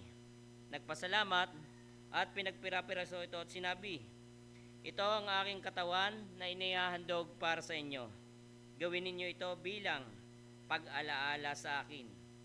Gayon din naman, matapos maghapunan, ay hinawakan niya ang saro at sinabi, ang sarong ito, ang bagong tipan na pinagtitibay ng aking dugo. Tuwing iinumin ninyo ito, gawin ninyo bilang pag-alaala sa akin. Sapagkat tuwing kakain kayo ng tinapay na ito at iinom, sa sarong ito ay ipinapahayag ninyo ang kamatayan ng Panginoon hanggang sa muling pagparito niya. Ang sino mang kumakain ng tinapay at umiinom sa saro ng Panginoon ng di nararapat ay nagkakasala sa katawan at dugo ng Panginoon. Kaya dapat siyasatin ng tao ang kanyang sarili bago kumain ng tinapay at uminom sa saro. Sapagkat ang sino mang kumakain at umiinom ng hindi pinapahalagahan, ang katawan ng Panginoon ay kumakain at umiinom ng hatol sa kanyang sarili. Pinagpala po ang kanyang mga salita, makakaupo na po tayo. Yan, linggo-linggo po tayo po ay nagpapaalala patungkol sa bagay na ito. Ang gawain po na ito ay banal, kaya dapat natin itong gawing may kabanalan. Meron po tayong mga paalala, kung hindi nyo po nauunawaan pa ang daan ng kaligtasan, mangyaring palampasin nyo po ang simbolo. Ano po? Pwede po kayong lumapit sa ating usher at meron pong elder na maaaring magpaliwanag dito sa inyo kung inyong nais. Pangalawa po, kahalagahan ng bautismo. Ito po yung hindi nagliligtas. Ngunit bilang mga mananampalataya, ito'y mahalaga at ito'y nauunawaan. Ano po? Yun po ang kailangan. Kung nais makabahagi, kailangan po ay nabautismuhan. Pangatlo, kung kayo po ay hindi miyembro ng isang komunidad, mangyaring palampasin nyo rin po ang simbolo. Ang isang mananampalataya po ay may pagpapahalaga sa komunidad ng mga mananampalataya kung saan siya ay patuloy na lalago. At panghuli po, bagamat kayo po ay nakaunawa ng daan ng kaligtasan, nagpabautismo at may iglesyang kinaaaniban, ngunit kung kayo'y nagpapatuloy sa pagkakasala, ay mangyaring palampasin niyo po ang mga simbolo. Ano po? Kung wala talaga kayong pagsisisi at hindi nais ihingi ito ng tawad ngayon, palampasin niyo po ang simbolo. Pero bakit po natin patatagalin pa? Ano po? Gaya po ng sinabi kanina, panawagan, ang Diyos po ay mabuti, ang Diyos po ay nagpapatawad. Kung tunay tayo magsisisi sa ating mga kasalanan, tayo patatawarin. Kaya bilang paghahanda, ating pong awitin, it is good to remember. It is good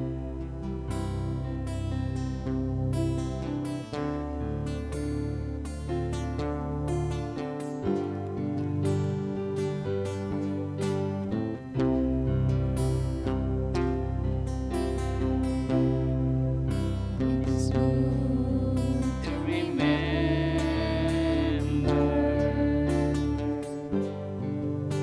the goodness of God.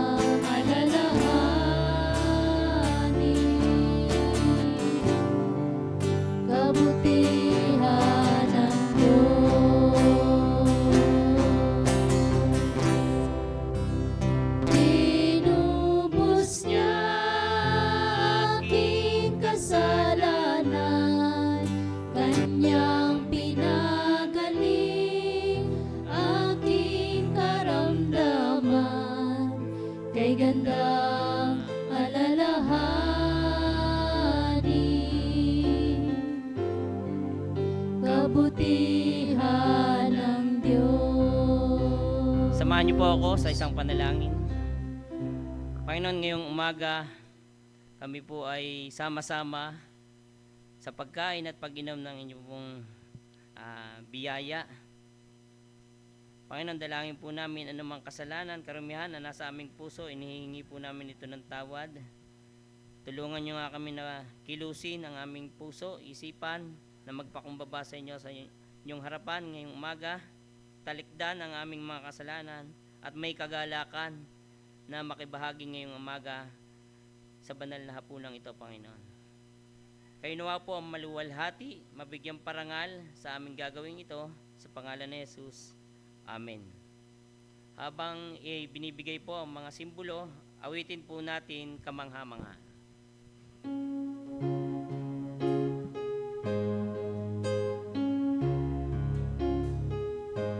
Ako'y manghang siyang sa langit ay lumikha, kung saan lahat ay kanyang winika, ay bababat ahako ng kamatayan, bayad sa sala ng kanyang bayan. Kamangha-manghang pag-ibig na umabot, kamangha-manghang biyaya sa krus, pag-ibig niyang kay Kristo magpapalaya, Pag-ibig ng Diyos kamangha-mangha. Ako'y manghang Diyos na kataas-taasan, ay umibig sa makasalanan. Naririto pag-ibig ng Diyos na lubos, pagmasdan kay Jesucristo sa krus. Kamangha-manghang pag-ibig na umabot, kamangha-manghang biyaya sa krus, pag-ibig niyang kay Kristo nagpapalaya, Pag-ibig ng Diyos kamangha-mangha. Tayo po ay magsitayo.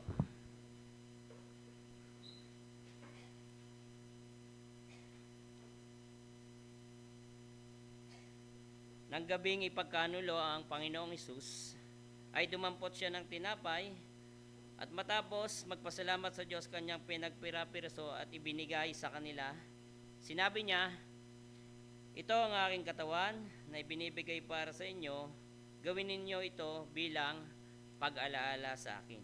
Sabay-sabay po tayong kumain.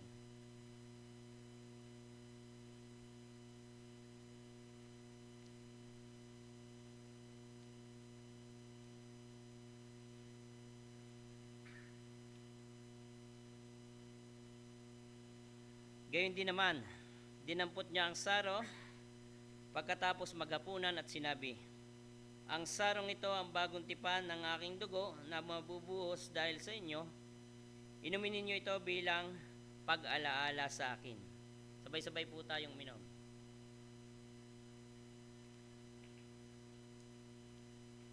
Sabay-sabay po nating awitin, ang Diyos ay purihin. Ang Diyos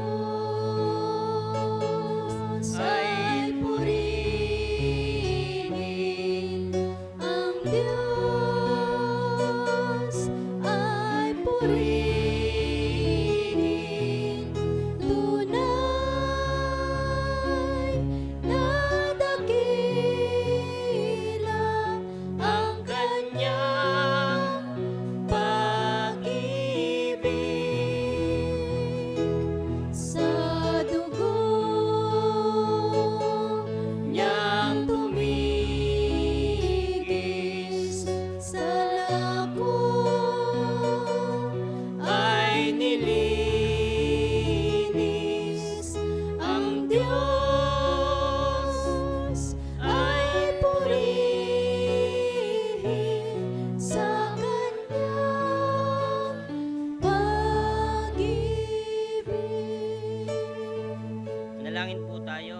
salamat, Diyos Ama.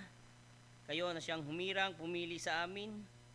Maraming salamat, Diyos Anak, aming Panginoong Hesukristo, na nabayubay doon sa krus ng Kalbaryo, namatay at muling nabuhay upang tiyakin ang aming kaligtasan. Maraming salamat, Diyos Banal na Espiritu, na siyang patuloy na nangunguna sa amin, pumapatnubay, nagpapabanal. Ang lahat ng kapurihan, pagsamba ay sa inyo, sa pangalan ni Panginoong Hesus. Amen. Ang Diyos sa may papurihan, Anak, Espiritong Banal, ng mga taong nilalang,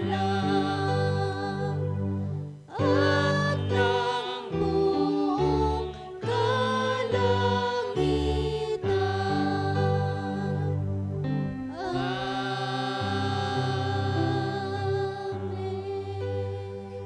Sa Kanya na makagagawa ng higit pa kaysa maaari nating hilingin at isipin sa pamamagitan ng Kanyang kapangyarihang naghahari sa atin. Sa Kanya ang kaluwalhatian, sa pamamagitan ng Iglesia at ni Kristo Jesus magpakailanman. Amen. Amen.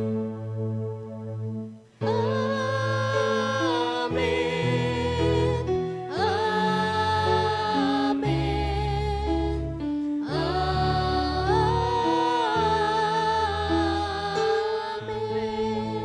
Makakaupo na po tayo. At para po sa mga paalala,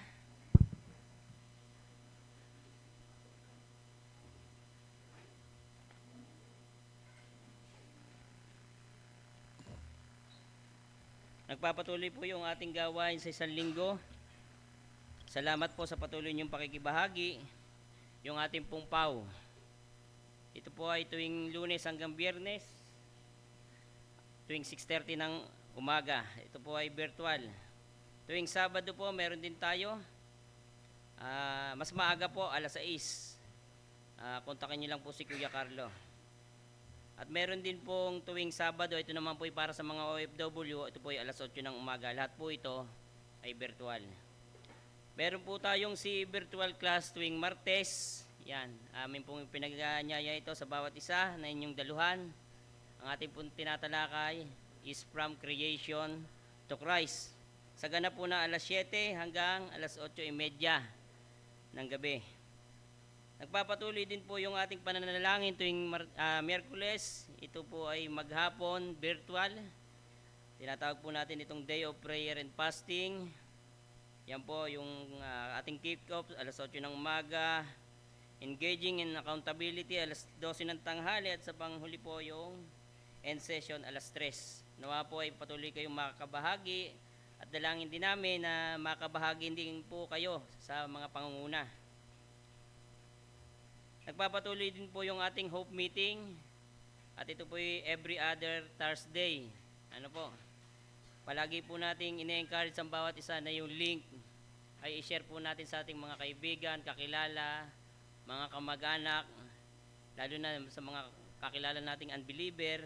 Ito po yung way natin ng evangelism. Ano po? Ito po ay virtual din, alas 7 hanggang alas 8 ng gabi. C4 Family Live, every other Friday din po ito. Kagalakan po na magkita-kita tayo virtually. 6:30 po ito hanggang alas 7. Yun nga po, meron din po tayo tuwing Sabado, Jail Ministry, every other Saturday po. Ito, 2:30 ng hapon. Meron nga po tayong mga SBC, sambahayan, as schedule po yan ng inyong mga leader, maging yung Better Together, ano po, na sama-samang pananalangin. Maging yung ating Project Timothy, ito po yung nagpapatuloy, ano po. Kung kayo po ay may katanungan regarding po sa Project Timothy, ay makipag-ugnayan lamang po kayo sa akin. Para po sa ibang announcement pa, meron po tayong Bible class ngayon. After ng ating pong service, kaya huwag po kayong uuwi. Ine-encourage po namin kayo na talagang ito'y daluhan. Pag hindi po kayo dumalo, under this. Ito po, Better Together nga po, nagpapatuloy ito. USB CCI class, virtual mamaya po meron. alauna ng hapon. Auxiliary Sunday, yan, May 24, nagbibinata. Senior Fellowship, May 31. Single Camp 2026, ang title po niya ay Whole in Christ. Magpalista na po kayo bago kayo maubusan ng slot. Ito po ay sa June 12 to 13, Biyernes hanggang Sabado. Yan. At sa mga nais ding mag-sponsor ay welcome na welcome po. Meron po tayong mga bisita ngayong umaga. Kapag po tinawag ang inyong pangalan ay maaari pong tumayo para makilala namin kayo. Una po si Casey Fernandez, invited po ni Carlo Fernandez. Kapatid, welcome po. Si Cheryl Belches, tama ba? Invited po ni Nanay Remedios. Panghuli po ay si Aaron Lemus, invited ni Sander Picayo. Welcome, brother. At pahabol po na announcement, makinig po kayo mga kapatid. Ang C4 Elders in coordination with C4 Mission Department and C4 Deacons ay ipinaparating ang mga sumusunod na kalalagayang pangmisyon upang may panalangin at matulungan. Una po yung Palawan Mission Point. Matapos ang pagpupulong kasama sila Pastor Joel Gicalao at Pastor Jai, ipinanalangin ang pagtatayo ng center sa Salugon para sa mga kapatid na katutubo sa lupa na nabili ng ating kapatiran. Ang hamon po, si Pastor Jai at ang kanyang pamilya ay pansamantalang umuupa sa bayan ng Brooks Point. Iniisip po nila na makapagpatayo ng maliit na kubo sa Salugon kasama ng mga katutubo habang di pa po napapagawa yung center. Mataas po kasi ang upa at mahal ang mga bilihin sa bayan ng Brooks Point, lalo na nitong mga nagdaang crisis po. Kaya po naisipan po nila yon na magtayo ng kubo. Sa Bicol naman po, Bicol Mission Point, ang hamon po bago pa man ang summer camp, isang buwan ng sira at di magamit ang 29 years old na coaching service ni Pastor Onin para sa mga gawain. Ang labis na budget sa Rohi Summer Camp ay inilaan upang magamit sa pagpapagawa. Gayunpaman, nang ginagawa na po ang sasakyan, madami po ang nakitang dapat ayusin at bilhin na pyesa. Tumaas din po ang presyo ng gamit, labor, pyesa, kaugnay pa din ito ng pagtaas ng presyo ng petrolyo, kaya mahigit sa doble po ang naiset na budget ang nagastos. Sa Karamoa naman po ang hamon, makapagbigay ng mga CP ng materials mula sa ating C4 Kaleo Ministry, makapunta at makapagturo kung paano gagamitin ang mga materials na ito sa May 28 po. At madalaw ang 50 scholars natin na dati at ang kanilang mga pamilya. Ano po? Sa Isabela naman po, sa kabila ng ating pagbukod sa ating naunang partner dahil sa kaibahan ng doktrina at practices, patuloy tayo sa pananalangin at pag-encourage na magpatuloy ang mga kapatiran doon. Palaging kasama sa panalangin sa PAW ang gawain doon. Ang hamon po, makapunta doon, makapagsagawa ng consultation, ma-assess ang sitwasyon, maging malinaw kung ano ang magiging role ng C4 sa gawain doon. Sa pagwawakas po, hiling po namin ang panalangin at pagtulong sa kasalukuyang kalalagayan at mga pangailangan na ito ng ating pagmimisyon. Makipag-ugnayan lamang po kay Ate Pe, kay Ate Cheryl, para sa mga tulong na ipagkakaloob. Muli, mula sa pamunuan, maraming salamat po sa inyo. Hinihilingan ko po ang bawat isa na magsitayo at tayo po ay aawit ng victory song.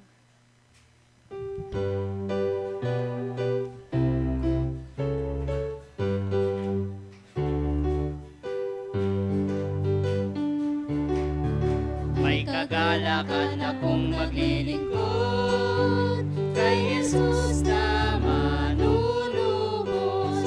Puso ko'y payapat, laging may lugod Sa aking paglilingkod, sa aking paglilingkod, ang lahat ihahandog.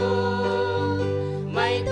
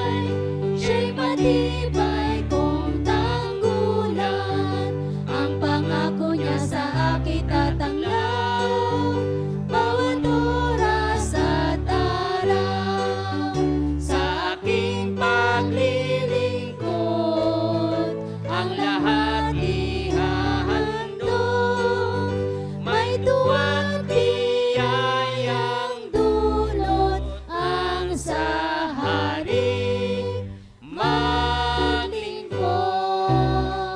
Sa Diyos po ang papuri, makakaupo na po tayo.